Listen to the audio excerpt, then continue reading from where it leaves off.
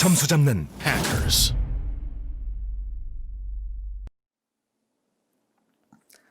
여러분 안녕하세요. 해커스토익 실전 1200제 리딩을 담당하는 이상길입니다. 오늘 본격적으로 강의에 들어가기 전에 여러분들이 이 책을 어떻게 하면 효율적으로 사용할 수 있는지 제가 간단하게 오리엔테이션을 해드릴 겁니다.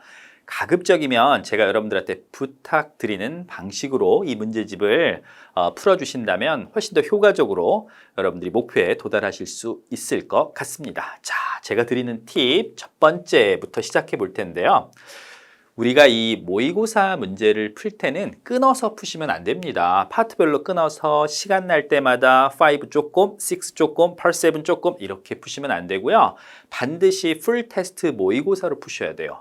LC, RC를 따로따로 푸는 것도 안 됩니다. 왜 안 됩니까? 왜냐하면 시험은 매 테스트마다 난이도가 조금씩 달라져요. 어떨 때는 LC가 어려울 때가 있고요. LC 중에서도 뭐 특정하게 Part 2, Part 3, Part 4가 어려울 때가 있어요. 그리고 개인적으로 LC가 어려우면 피로감이 쌓여요. LC 45분 동안 여러분들 막 즐겁게 음악을 듣는 그런 기분은 아니죠.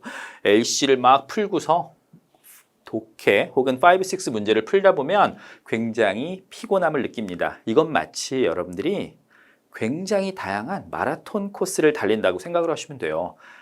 우리 마라톤 코스를 보면 초반이 굉장히 가파른 언덕길이 나올 때가 있어요. 반대로 평평한 길이 나올 때가 있고 어떨 때는 해안가를 따라서 갈 때가 있어요. 이렇게 변화무쌍한 난이도에 적응하기 위해서 그리고 2시간 동안에 나의 지구력이나 집중력을 키우기 위해서는 반드시 실제 시험처럼 2시간씩 모의고사로 푸시면 되고요. 이건 좀 제가 여러분들에게 드리는 팁인데요. 가급적이면 시험을 볼 때 정기 시험 시간에 맞춰서 보는 연습. 그러니까 우리 보통 오전 시험 같은 경우 10시부터 12시 사이에 보잖아요. 시계를 그렇게 맞추든 아니면 실제 생체 리듬을 맞추기 위해서 오전에 시험을 보는 거 그거 괜찮은 방법입니다. 그래서 반드시 LCRC 모의고사로 풀라는 거 기억을 해 두시고요. 두 번째, 자, 문제의 순서를 바꾸어 푸세요. 이건 무슨 얘기입니까? 저 이런 얘기 되게 많이 들어요. 야, 독해 배점이 높아. 독해부터 풀 때 점수가 잘 나온대. 이런 얘기를 듣고 본인 성향도 모르는 채 실제 시험장 들어가서 독해를 먼저 푸시는 분들이 있어요. 그렇게 하시면 안 됩니다. 문제풀이의 순서는 철저하게 데이터에 기반해서 푸셔야 돼요. 그래서 이게 총 12세트가 있잖아요. 홀수 테스트는 LC를 풀고 나서 정주행으로 갑니다. Part 5, 6, 7 요 순서대로 가시고요. 짝수 테스트는 거꾸로 풀어보세요. 역순으로. 그래서 LC 끝나고 Part 7, 5, 6 순서대로 풀어서 이 데이터를 기록을 해 보시기 바랍니다. 그러면 정확하게 나와요. 개인적인 학습 경험 및 성향에 따라 다른 결과가 나올 수 있습니다. 독해를 유난히 잘하는 사람이 있고요. 독해보다 문법을 잘하는 사람들이 있어요. 이게 각각 6개의 테스트로 이렇게 데이터가 축적이 되면 정확한 결과가 나와요. 그래서 이 데이터에 기반해서 문제 푸는 순서를 정하시는 걸 저는 강력히 여러분들에게 추천을 해드립니다. 그 다음에 세 번째 중요한 건 각 파트별 맞은 개수를 반드시 기록을 하시기 바랍니다. 이렇게 데이터가 쌓이잖아요. 그러면 어떤 파트에 약점과 강점이 있는지 정확하게 파악이 가능합니다. 그리고 더 중요한 건 이 평균 맞는 개수에 따라서 문제풀이 전략이 달라지는 겁니다. 이게 무슨 얘기냐? 여러분들 우리 모의고사 풀어서 RC 기준으로 100개 기준으로 70개 맞는 수험생하고 90개를 맞는 수험생이 전략은 달라야 돼요. 90개를 맞는 수험생은 다 맞추는 생각을 해야 되지만 70개를 사실 맞춘다라고 하면 시간 조절에 무척 어려움을 느끼고요. 못 푸는 문제가 분명히 존재합니다. 그래서 70개를 맞는 수험생들은 문제풀이를 할 때 야, 나 끝까지 다 풀어야지 200번까지 이걸 의지로 결정하지 않고 남은 시간이 결정을 하게 해야 됩니다. 요거를 제가 구체적인 그 시간 플랜을 보여드리면서 여러분들한테 설명을 해드릴게요. 이거는 이제 평균적인 거예요. 5, 6가 총 46문제인데요. 35개 미만 이 정도 맞는 사람들 혹은 35개 정도 맞는 사람들이 5, 6의 소요 시간이 맥시멈 줄 수 있는 시간이 20분입니다. 그렇게 되면 총 우리가 RC에 주는 시간이 75분인데 독해는 55분을 주겠죠. 그런데 여기 지금 보세요, 여러분들. 5, 6 정답률이 계속 올라가요. 올라가면서 소요 시간이 점점 줄어들어요. 그럼 5, 6 푸는 시간이 점점 줄어드니까 이 남은 시간 다 어디로 가겠어요? 독해로 가겠죠? 자, 이렇게 되면 독해를 풀 때 여러분들 1, 2분이 더 있다는 건 지문을 한 번, 두 번 더 읽을 수 있다는 거고 이게 높은 적중률로 이어지는 겁니다.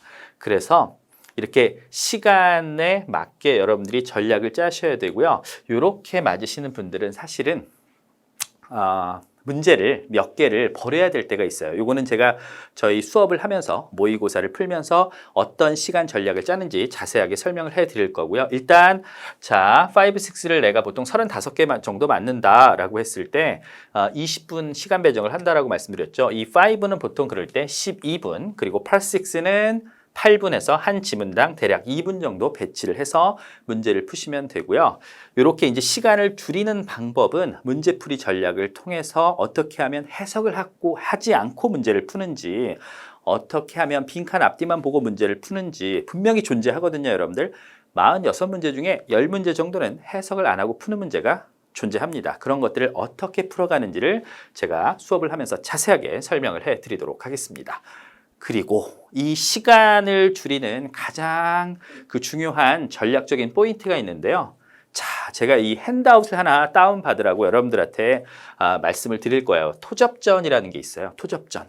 이게 뭐냐? 토접전은 시험에 잘 나오는 접속사와 전치사들을 의미 및 용법별로 체계적으로 정리한 토익 고득점을 위한 핵심 자료입니다. 자, 그럼 선생님, 토접전으로 우리 도대체 무엇을 할 수 있습니까? 문제를 풀 때 불필요한 해석을 하지 않고 구조만으로 정답을 확인할 수 있어요. 그리고 두 번째, 자주 나오는 접속사나 전치사의 용법을 암기함으로써 최소한의 시간에 정답을 도출할 수 있고, 이렇게 함으로써 5, 6 문제 풀이에서 5분 이상 시간을 단축할 수 있습니다. 시간이 줄어들면 점수가 올라가겠죠. 이걸 제가 구체적인 문제를 통해서 보여드릴 텐데, 자, 지금 이 문제 여러분들 아래쪽 보지 마시고요. 이 문제 사실 풀 때 이렇게 한 3초 정도의 답이 나와야 됩니다. 한번 풀어보세요. 됐나요? 푸셨어요, 여러분들? 자, 이 문제 풀 때 일단 시선이 위로 가면 안 돼요.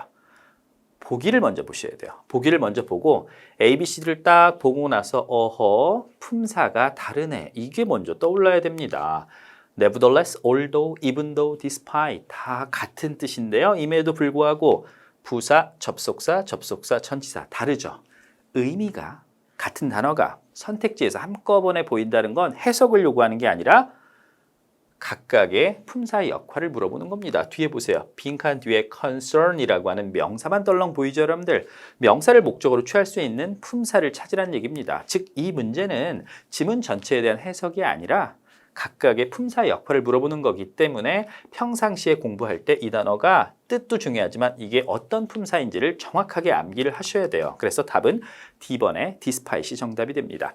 비슷한 문제 하나 보여드릴 테니까 더 풀어보시기 바랍니다. 자, 또 보세요. 보기부터 보세요. Because, since, now that, because of.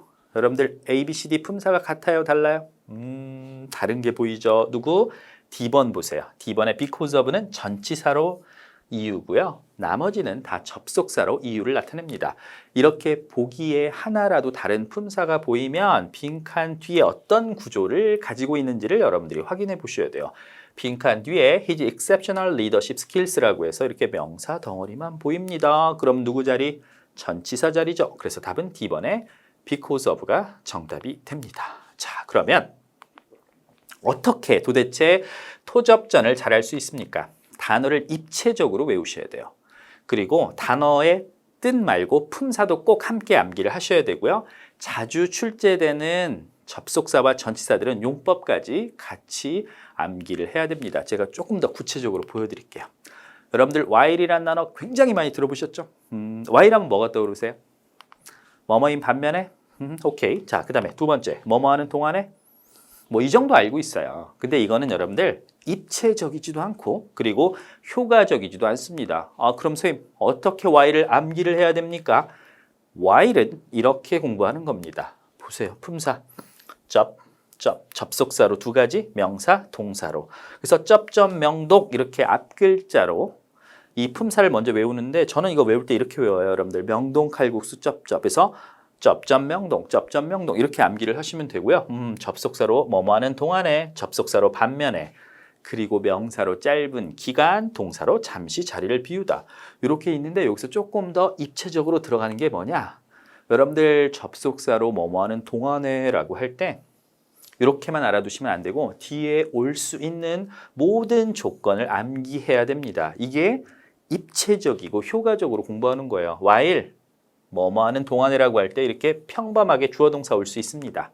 근데 이 while이란 접속사는요, 주어를 생략하고 뒤에 보이는 동사의 원형에 ing를 붙여서 while ing 구조도 가능합니다. 그래서 while making a speech 이렇게 쓸 수도 있고요. 더 중요한 건 요거예요. while 다음에 뒤에 이렇게 전치사구만 떨렁 오는 경우가 있어요.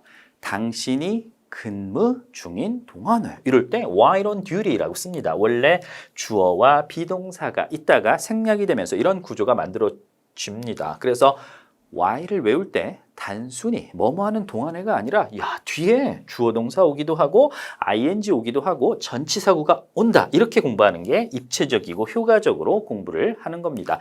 그런 말이에요. 이런 걸 외우게 되면 여러분들 이런 문제를 푸실 수 있어요. 자, 보세요. 빈칸 다음에 under construction이라고 나와요. 그리고 A, B, C, D 품사를 보지요.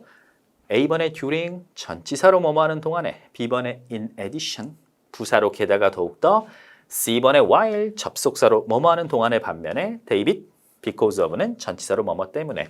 그런데 뒤에 구조를 보세요. 전치사구 나왔죠? 우리 아까 금방 배웠었죠? 그러면 여러분들 딱 보자마자 C번에 while을 잡아내실 수 있습니다. 이게 바로 토접전의 매력이에요. 시간이 좀 걸리죠? 네, 시간이 좀 걸립니다. 그리고 이 토접전은 반드시 접속사와 전치사를 구분해서 암기를 해야 됩니다. 그래서 접속사로 동화 뭐뭐임에도 불구하고 although, even though 전치사로 같은 의미를 가졌는데 구조가 차이가 나죠. 주어 동사가 오고 이건 목적어로 명사나 명사구나 명사절이 오는데 despite, in spite of, not withstanding 이렇게 공부를 하셔야 되고요. 같은 의미를 가진 단어들을 덩어리로 암기해라. 이건 뭐냐? 요거예요. 우리 주제를 언급해주는 뭐뭐에 관해서, 관련해서라고 할 때 이 다양한 동의어들 보세요. 이걸 한꺼번에 여러분들이 머릿속에 다 집어넣으셔야 됩니다. 그래서 concerning, regarding, on, about, as for, as to, pertaining to, with respect to, with regard to가 다 똑같이 뭐뭐에 관해서, 관련해서라는 거. 그리고 시점이 뒤에 와서 언제부터, 뭐 예를 들어서 오늘부터, as of today, 내일부터, as of tomorrow 이럴 때 as of, as from, beginning, starting 그리고 effective란 단어도 뒤에 시점을 쓸 때는 언제부터라는 거. 이렇게 공부하는 게 바로 가장 효과적인 토접전의 공부 방법이 됩니다. 토접전은 말이죠. 시간 단축의 핵심입니다. 해석을 하지 않고 문제를 풀 수 있고요. 확실한 시간 단축을 가지고 오고 이렇게 하면 5, 6를 조금 더 빨리 풀 수 있겠죠. 그 남은 시간을 독해에 투자할 수 있고 독해를 한 번, 두 번 더 읽게 된다는 건 여러분들이 정답률이 올라가고 점수가 올라간다는 얘기입니다. 자, 제가 이 표현을 되게 많이 좋아하는데 여러분들 열심히 막 토익 공부를 하잖아요. 그래서 내가 공부했던 모든 것들이 다 시험에 나오길 바라요. 우리는 공부한 것들이 시험에 나와서 최선의 결과가 나오길 희망하지만 가끔씩은 이런 시험은 최악의 결과와도 대비를 해야 됩니다. 생각지도 못한 변수를 대비하는 거. 이것이 바로 토익 공부를 위한 그리고 모든 다른 시험을 위한 최고의 준비 자세가 아닐까 하는 게 제 생각입니다. 이 강의가 여러분들의 토익 공부에서 지나쳐가는 정거장이 아닌 딱 이 토익에서 내릴 수 있는 종착역이 될 수 있도록 제가 최선을 다해서 강의를 준비를 하도록 할 테니까 여러분들도 정말 열심히 이번에 끝내야 되겠다는 생각으로 저와 함께 해주시기 바랍니다. 여러분들 모두 하실 수 있죠? Go for it입니다. 저는 멋진 강의로 여러분들 이제 찾아뵙도록 하겠습니다.